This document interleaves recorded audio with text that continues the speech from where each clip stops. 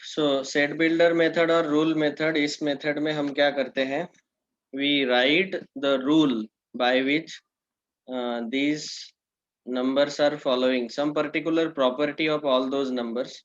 जैसे ये जो इवन नंबर्स है 2 4 6 8 एक्सेट्रा, उनके लिए हम एक रूल लिख रहे हैं कि x is a set of x is a natural number and x is equal to 2n where n belongs to capital N. अभी इसका मीनिंग क्या है कि इसको पढ़ते कैसे हम, it is read as E is a set of all elements x such that x is a natural number,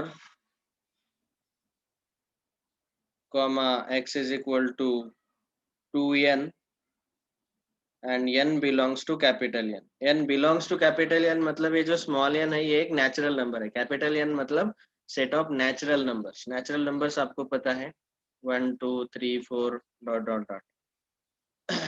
तो ऐसे हम इसको पढ़ते हैं. तो x is a representative element, सबका वो प्रतिनिधित्व कर रहा है. और क्या हो रहा है अभी, n के जगह हम अगर नेचुरल नंबर डालेंगे तो इस x के सारे वैल्यूज हमें मिलते जाएंगे. पहला नेचुरल वैल्यू है 1, तो 2 1 जा 2. यहाँ n के जगह दूसरा नेचुरल नंबर 2 डाला तो 2 2 जा 4, 3 डाला तो 3 2 जा 6. ऐसे सारे नेचुरल नंबर डालते जाएंगे तो आपको कौन सा सेट मिल रहा है, it is a set of even natural numbers. ठीक है, तो उनका हमने ये जो लिस्ट बनाया, this is by list method, we can write like this 2 4 6. लेकिन इसी सेट को हमें अगर रूल मेथड से लिखना है तो ऐसे लिखते हैं. ओके, सो उसमें क्या करते हैं, हम सारे एलिमेंट का जो कंबाइन प्रॉपर्टी है वो प्रॉपर्टी हम x को दे देते हैं, that x is a representative of all those elements. All right, so this is how. Then in mathematics we are going to use all these symbols. तो ये जो सारे symbols हैं इनका मीनिंग यहाँ पे दिया हुआ है. ये बुकलेट का पीडीएफ में आपको भेज दूंगा, तो ये मीनिंग आप समझ लेना. इस एरो का मीनिंग है इम्प्लाइज, मतलब जब भी हम यूज करते हैं, इम्प्लाइज कब यूज करते हैं, जैसे इक्वेशन 1 इम्प्लाइज. अगर मैंने ऐसे लिखा put x equal to 1 in equation 1, so equation 1 will become implies, मतलब इसका मतलब है कि ओके इक्वेशन 1 बनेगा, ऐसा बनेगा.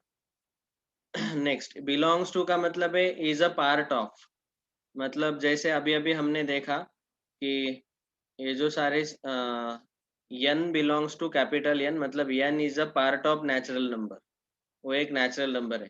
तो ये सारे सिंबल्स हम जब भी यूज में आएंगे तब मैं इन सब का मीनिंग स्लोली स्लोली बताऊंगा. अभी फिलहाल ये बिलोंग्स टू का मीनिंग पता होना चाहिए. देन यहाँ पे IFF mean if and only if.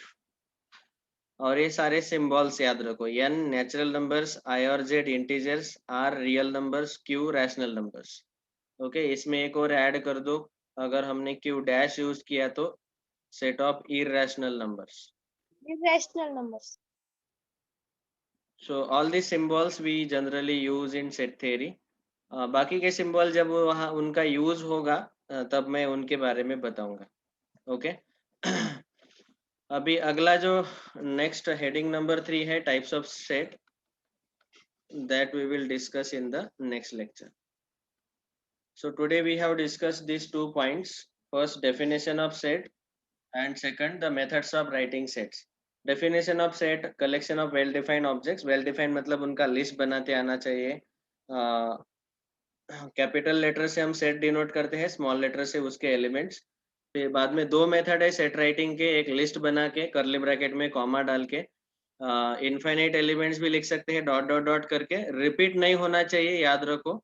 और सेट बिल्डर या फिर रूल मेथड में उसी सेट को हम रूल फॉर्म में लिखते हैं.